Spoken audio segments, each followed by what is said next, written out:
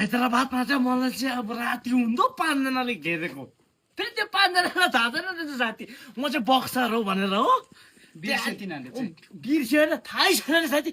अनि त्यसले त जिस्काउनु थाल्यो नजिस्काउन भाइ भन्छु जिस्काउनु थाल्यो मेरो पालो साराले नि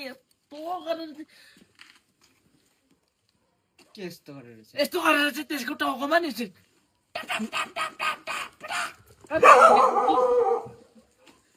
कुकुर जाने नि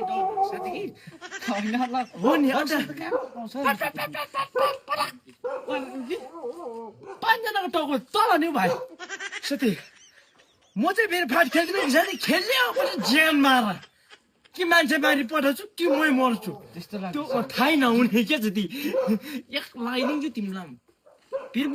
चाहिँ फेरि हुन्छ नि अब अहिले नि साथी तिमी जस्तो पनि नि 15 जना चाहिँ स्टप ढालिदिन्छु हल्का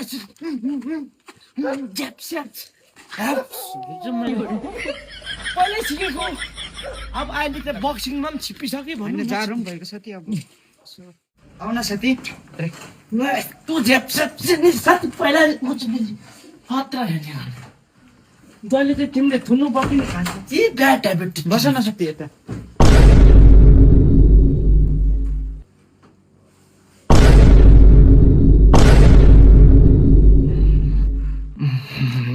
यो दाजुसँग त दोस्तीको हात पो बढाउला जस्तो छु हेर न साथी आमालाई अघि राखिदिनु भनेको यो ग्लोभ चाहिँ यही राख्दैछौ बस न साथी होइन हुन्छ साथी अब तिमी र म चाहिँ अब यहाँ मिट पो लाउला जस्तो छौ किन भन्नुहोस् त अब तिमी पनि बक्सरकै हो म पनि बक्सिङकै हो अब हामीलाई एउटै उयो के अरे क्याटेगरी भन्छ नि त्यो चाहिँ हाम्रो एउटै भयो हामी मित लगाऊँ हामी साथी दुश्मन भइहाल्छ नि साथी भइहाल्छ बस न हजुर अच्छा ए साथीले त अघि कतिवटा च्याम्पियनसिप पो जितेको भन्दै थियो साथी तपाईँले